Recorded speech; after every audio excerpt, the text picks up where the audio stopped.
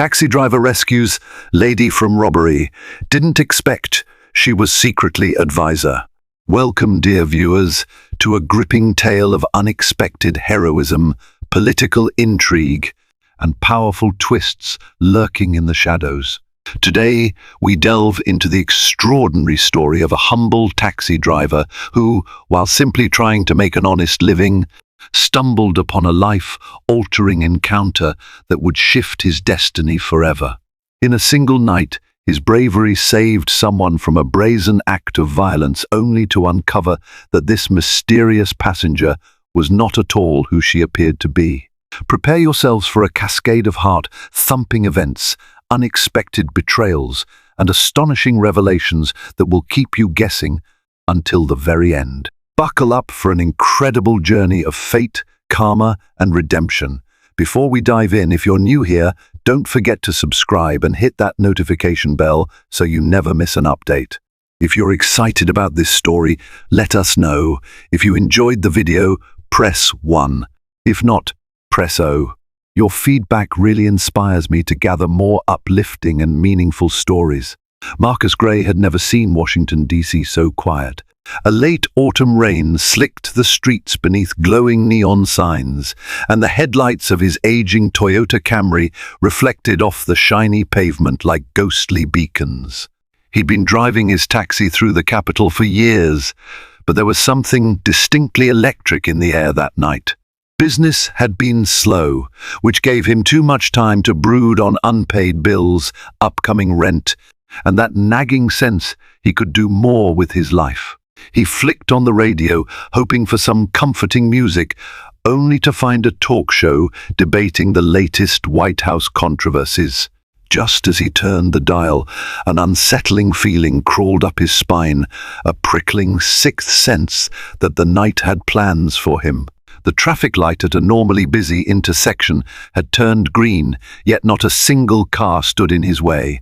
Shrugging off the eerie quiet, he eased forward, scanning the sidewalks. His eyes caught sight of a distraught young woman sprinting through the rain, clutching her purse with the desperation of someone being chased. Before Marcus could fully process the scene, two hooded figures appeared, rapidly closing in behind her. Marcus's heart thumped.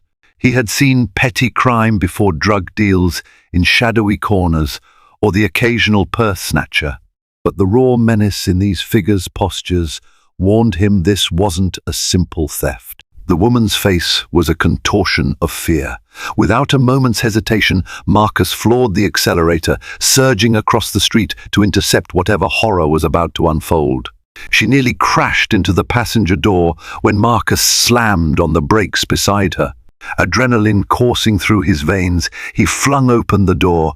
"Get in," he shouted. For a split second, she froze.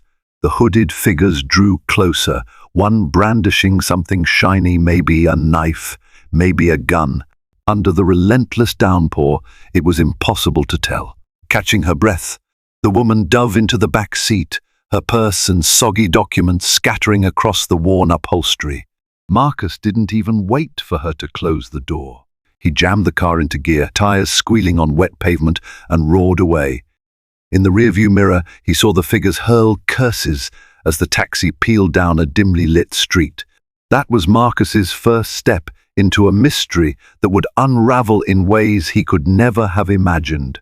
The woman's trembling told Marcus all he needed to know. She was terrified, and he was now her only lifeline. Rain drummed against the windows, drowning out all sound except the frantic pounding of his own heart. He flicked the wipers to their highest setting, streaking raindrops off the windshield in a wild, frantic dance. Fleeting streetlights illuminated her face, revealing a deep gash on her cheek and desperation shining in her eyes. "Are you okay?" Marcus asked, voice trembling slightly. Though he tried to sound reassuring, he wasn't used to playing hero, he was just a guy who drove a cab. But that night demanded more of him than any other shift in recent memory. She pressed a hand to the wound on her cheek, wincing at the touch. I need to get somewhere safe," she gasped, voice barely steady. "Anywhere but here." Marcus nodded, flipping through potential safe spots in his mind. Police station, a bustling late-night cafe, maybe the well-lit corner across from the Smithsonian. Yet even as the possibilities churned in his head, a sense of unease lingered. He had a strange inkling that his passenger's troubles weren't over just because he'd driven her away from those thugs. Marcus offered his phone so she could call someone, but she seemed oddly hesitant. Her fingers hovered over the device, then she swallowed, setting it aside without dialing. He noticed her glance nervously out the rear window. Was she worried about being tracked or simply in shock? The cab's rumbling engine filled the tense silence until she finally spoke. "My name is Anna Parker," she whispered, eyes darting to meet Marcus's in the mirror. "Thank you for saving me." There was a gentle sincerity to her words. Yet in that same breath, her expression hardened, as though she realized she'd said too much.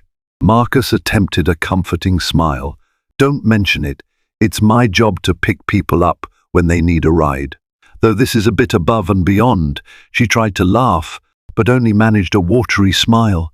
Her left hand clutched a stack of half-soaked documents that had spilled from her purse, official-looking papers with letterheads.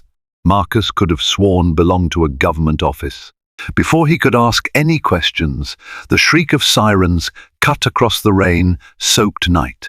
They blared from somewhere behind them, forcing Marcus to make a split-second decision, either stop or speed up. Instinct took over, and he hit the gas. The taxi whipped through a labyrinth of back streets where flickering streetlights threw eerie shadows against graffitied walls. Anna's knuckles whitened as she clung to the seat, glancing anxiously at the documents and then out the back window, as though expecting her pursuers to materialize at every turn.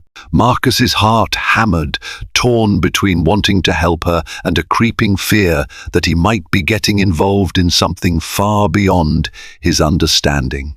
They barreled down an alleyway near the backside of a shuttered Starbucks, its iconic siren logo still glowing faintly in the rain.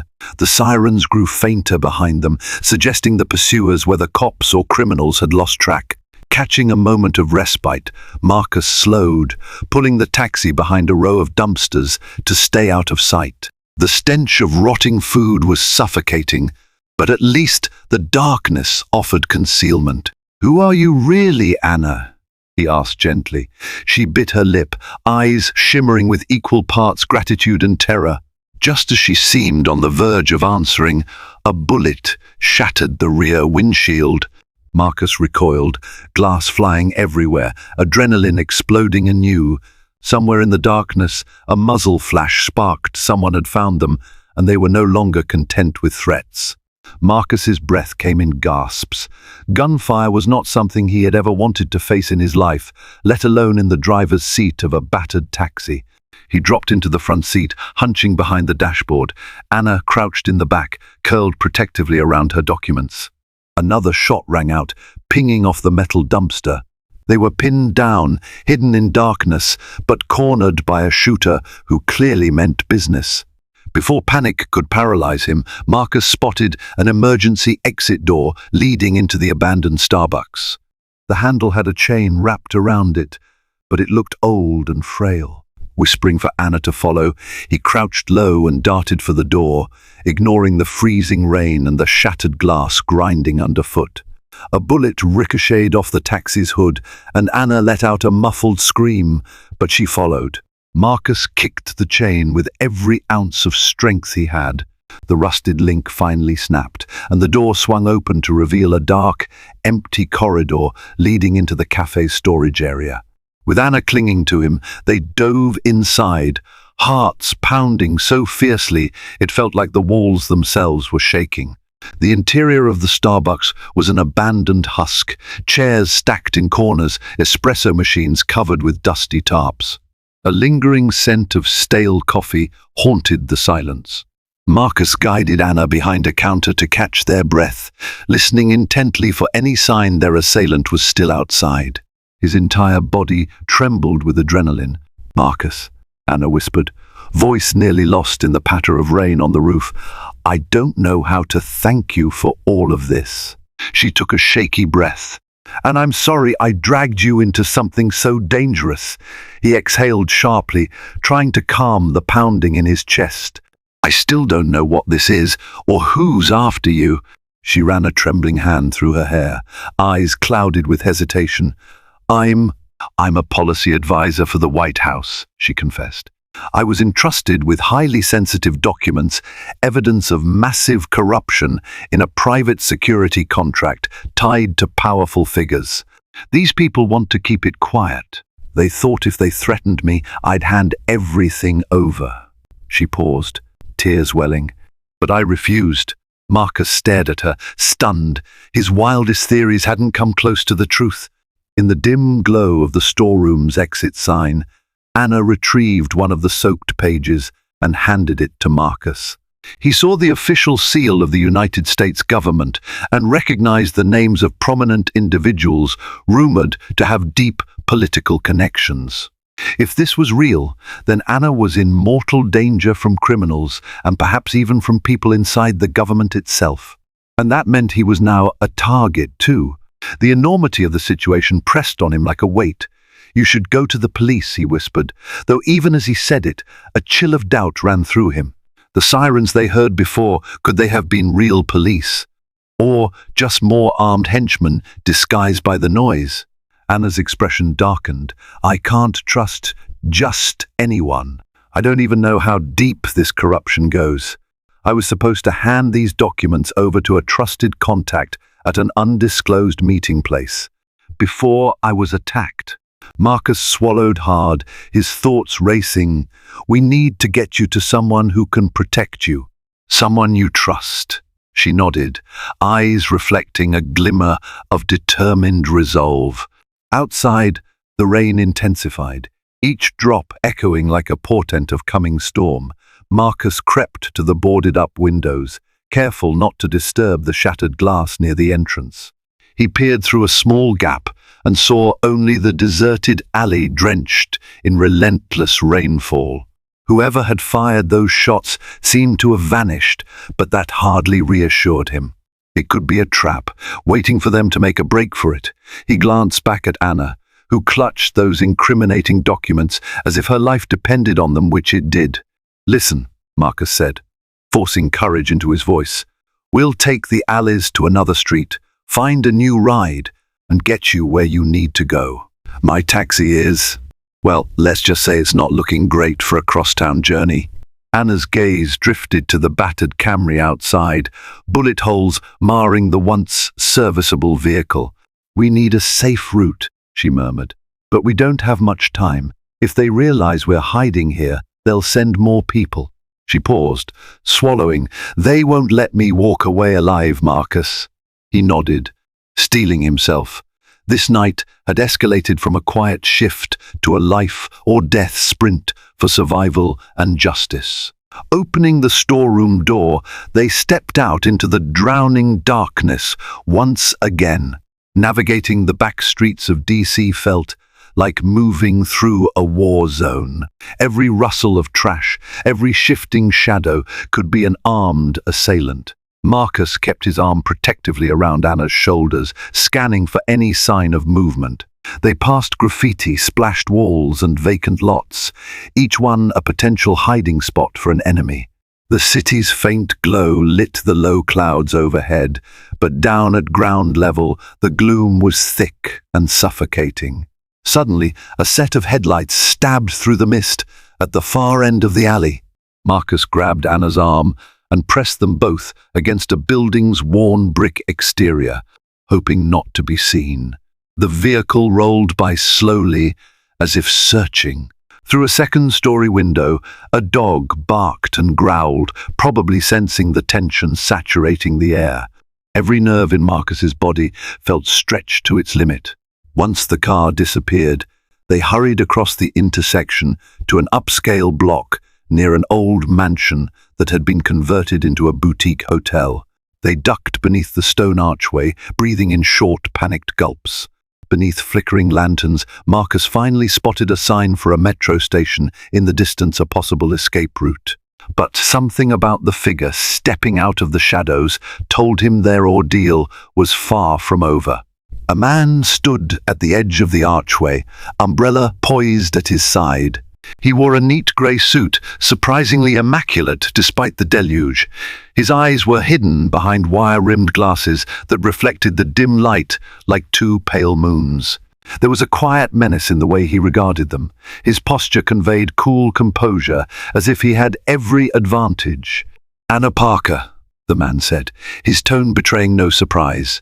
"I believe you have something that doesn't belong to you." Marcus instinctively stepped forward, shield-like. Anna's grip tightened on his arm. The man offered an icy smile. "How noble, but misguided.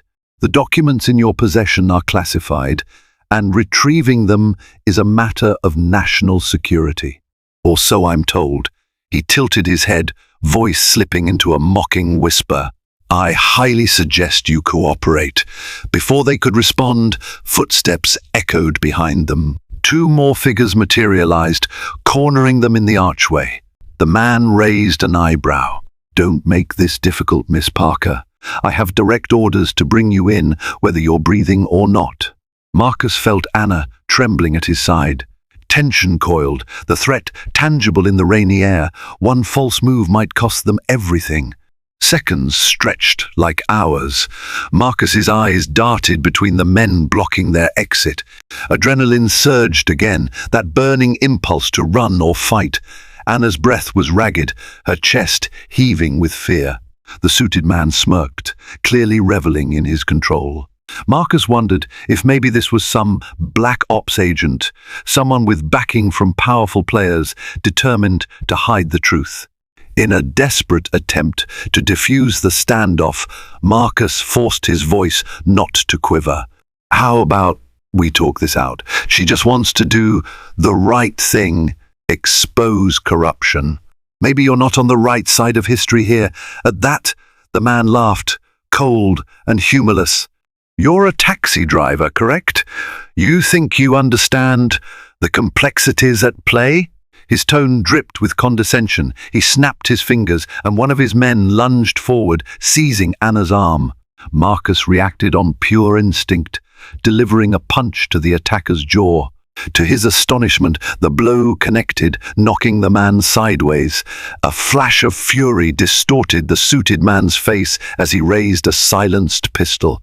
But before he could fire, a black SUV screeched to a halt at the curb, and an authoritative voice shouted, "Stand down, or we'll open fire." Floodlights beamed onto the archway, and a half-dozen armed individuals leaped from the SUV. In an instant, the atmosphere transformed from claustrophobic dread to outright chaos. The men who cornered Marcus and Anna spun around, uncertain if they were outnumbered by allies or enemies. A second SUV roared up, blocking the street behind them.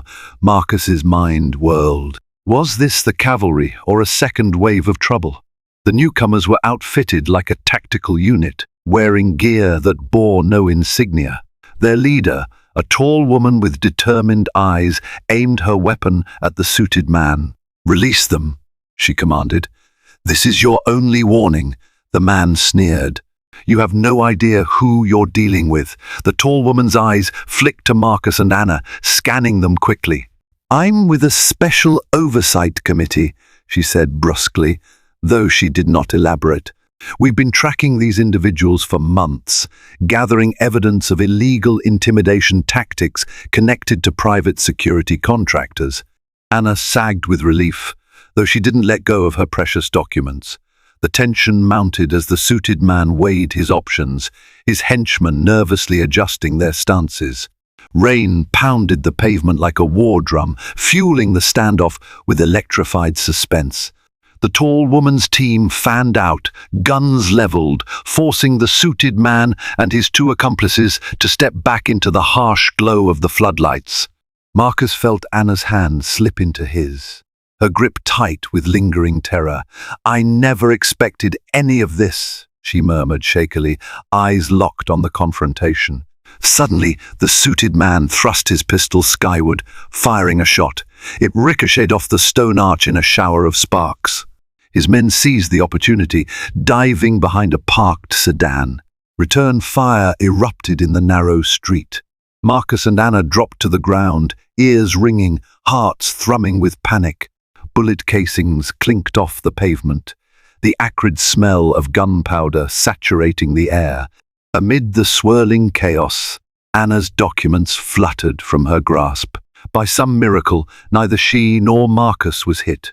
Within seconds, the special unit overwhelmed the suited man's group, disarming and pinning them against the ground. Sirens finally rose in the background, this time unmistakably real police. Marcus took a shaky breath, watching uniformed officers race onto the scene, lights flashing off the glossy streets. In the madness, it was almost a relief to realize the cavalry had genuinely arrived. Once the chaos settled, the tall woman gestured for Marcus and Anna to come forward. Her words were clipped, urgent. "We'll take these men into custody. But you," she said, pointing at Anna, "you have crucial documents. I'm going to need them, and I'm going to need your cooperation." Anna shook her head, a protective hand over the scattered pages. "I was told to deliver these to someone named Daniel Pierce, an analyst at the Office of the Inspector General. That's the only person I trust." Her voice trembled, but her conviction shone through. She glanced around at the swirl of lights and uniforms. "These men have ties to high-ranking officials, and I won't hand this over to just anyone." The tall woman exhaled, understanding the gravity of Anna's plight. "Let's get you two somewhere safe first." She reached into her pocket and flashed a silver badge with the official seal of the Department of Justice. "We'll coordinate with Pierce and ensure these criminals can't hush this up." Her eyes swept to Marcus. "And you all right? You saved her life, you know." Marcus finally felt the tight coil of fear loosen, a wave of exhaustion flooding him. "I'm doing my best," he said, voice cracking. He clutched Anna's hand, certain that neither of them would ever be the same again. Within the hour, Marcus found himself at a secure location in the city, a nondescript brownstone repurposed as a safe house. Anna occupied a small office, scanning each page to create encrypted digital copies. Meanwhile, agents escorted the suited man and his henchmen to an undisclosed detention facility, determined to unravel the web of corruption that had nearly ended Anna's life. Out in the hallway, Marcus leaned against the wall, staring at the ceiling. The night's events played on a loop in his mind. The rescue, the pursuit, the gunshots, the revelations of government corruption. He would never again view the capital in quite the same way. He gripped his phone, which had been miraculously recovered from the bullet-riddled taxi. Text messages from friends flashed on the screen, an everyday normalcy that felt worlds away from his current reality. One of the agents had offered him coffee from a nearby Krispy Kreme, and the steam from the paper cup swirled in the lamp's light. The warmth against his fingertips soothed him, but he knew the true calm would only come once. Anna was safe. A surge of relief washed over Marcus as Anna stepped out of the office, shoulders visibly lighter. "We're almost done," she said softly. "I'm about to make the final call." The agent in charge facilitated a secure phone line, and Anna finally connected with Daniel Pierce. A solemn hush fell over the room as she recounted, in hushed but firm tones, the details of the ordeal, the documents she possessed, and the near-death experience she'd just survived. It was as if Marcus were witnessing history in real time, though it was just him, a handful of agents, and one extraordinary woman who dared to expose powerful wrongdoers. When Anna finished, she handed the phone to the tall woman, who confirmed the next steps with Pierce. A wave of emotion crossed Anna's face. Relief, triumph, and exhaustion rolled into one. "Marcus," she murmured, stepping close to him, "I can never repay you for what you did tonight. You risked your life for a stranger." Tears shimmered in her eyes. He shook his head, a blush spreading across his cheeks. "You were in trouble, and I couldn't stand by. Besides, he added with a weary grin. It's not every night a taxi driver saves a White House advisor from everything that just happened. That single sentence hung in the air, laden with the weight of all they'd endured. The tall woman signaled to them both, "We're set to move. Let's get you to a safer place. And Marcus, you'll need to make a statement too." Once dawn broke, a sense of fragile victory filled the safe house. Anna and Marcus were escorted under heavy guard to a briefing with senior Department of Justice officials. Exhaustion pressed on Marcus like a heavy blanket, and Anna's eyes bore the toll of a relentless night. Nevertheless, they soldiered on, determined to see this through. During the briefing, Anna presented her collected evidence. The officials' expressions ranged from shock to resolute, hearing how far the corruption had spread. Marcus sat off to the side, sipping more coffee than he ever had in his life, digesting it all: bribes, off-the-books operations, intimidation squads. And it had all nearly ended in tragedy mere hours before. As the morning sunlight streamed through the windows, the tension in the room began to lift, replaced by a solemn, unspoken hope. The truth was out now. It wouldn't be buried. As Anna finished her statement, one official approached Marcus personally. "You did a great service tonight, son," he said, shaking Marcus's hand vigorously. "Sometimes it takes ordinary people stepping up and doing something extraordinary to keep democracy alive." Marcus felt a flicker of pride, tempered by the night's horrors. He gave a humble nod, and Anna offered him a tired but sincere smile. 2 days later, news of the scandal broke nationwide. Word spread rapidly that a plot involving major private security contractors, their powerful allies, and an illegal campaign of intimidation had been foiled by the bravery of a lone taxi driver and an unwavering White House advisor. Though the full details remained classified, enough information leaked to ignite public outrage. Congressional hearings were convened, official investigations launched, and the guilty parties arrested. Marcus found himself an unwitting celebrity. Reporters staked out his rundown apartment, shouting questions as he slipped into his battered but newly patched-up taxi. He tried to remain humble. He hadn't asked for fame. He only wanted to help a person in need, keep food on his table, and maybe fix that cracked side mirror that had long been an annoyance. Anna, meanwhile, was temporarily relocated for her protection. She managed to send Marcus a text, forever thankful. "We'll call soon."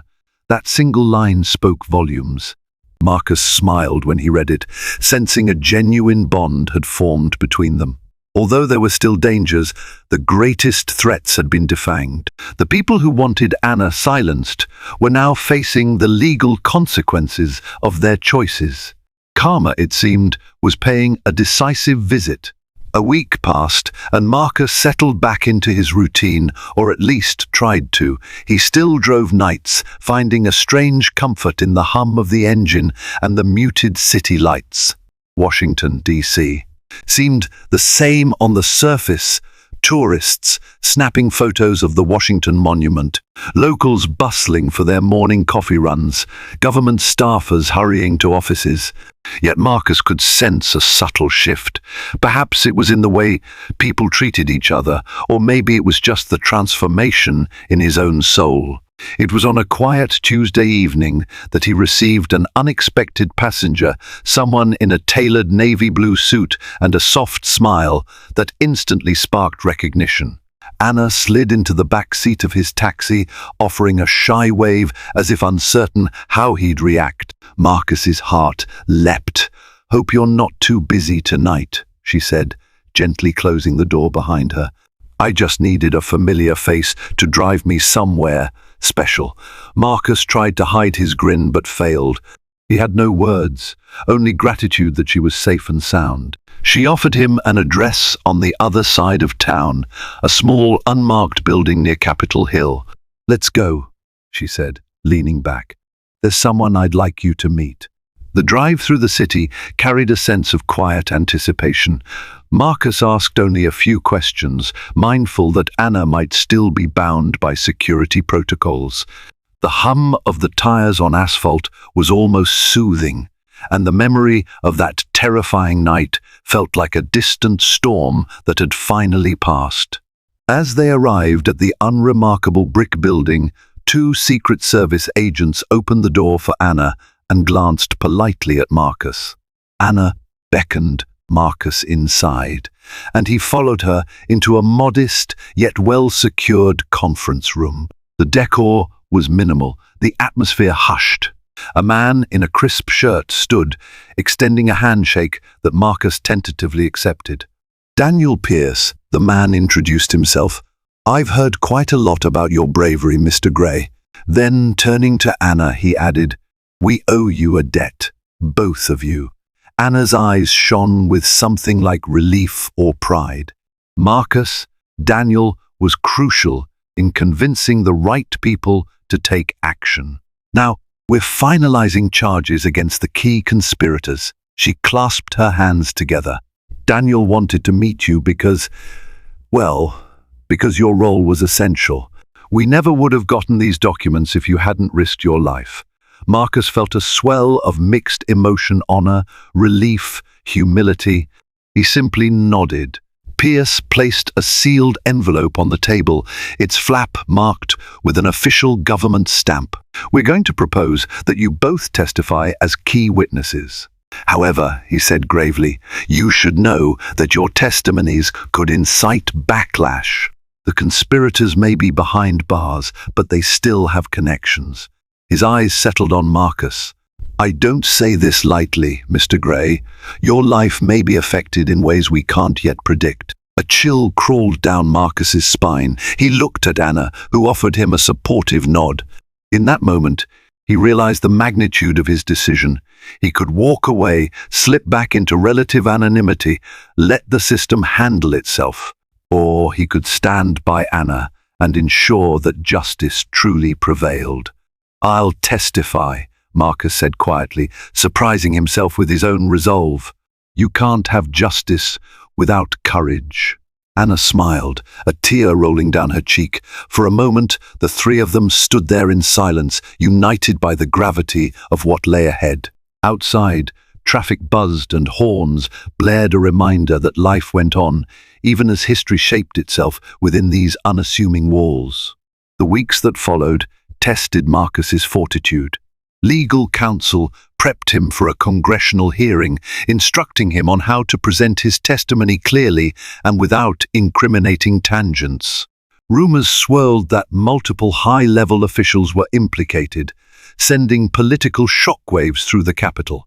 Yet each time doubt threatened to overcome him, Marcus recalled Anna's trembling figure in the rain, how close she'd come to losing her life. That memory fueled his courage. Meanwhile, the city's media outlets spun countless theories, from sensational conspiracies to half-true accounts of a gallant taxi driver turned whistleblower. Marcus tried to block out the noise, focusing on the simple truths he'd witnessed criminals trying to silence Anna, and together they had the power to hold them accountable. Anna stayed in a more secure part of town, escorted by protective details. Occasionally, she'd text Marcus updates, short messages that assured him she was safe. They never forgot that night, the bullet-riddled taxi, the watery darkness, the terror they endured. Still, each passing day brought them closer to the karmic reckoning the conspirators had so carefully tried to avoid.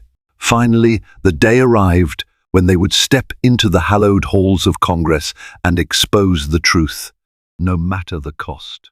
On the morning of the testimony, Marcus stood in front of the mirror, adjusting a borrowed suit jacket over a crisp white shirt. He hardly recognized himself, a far cry from the typical uniform of a worn flannel and well-loved jeans. A staff car arrived to drive him to Capitol Hill, where a row of cameras was already gathered outside. The heat of the spotlights made him sweat, but the presence of security personnel steadied his nerves.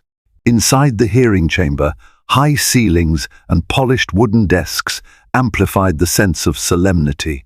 Government officials, committee members, and a throng of reporters packed every row. Anna was seated across from him at the witness table. She shot him a supportive glance. His heart soared in response. The committee chair gavelled the session to order. Testimony began.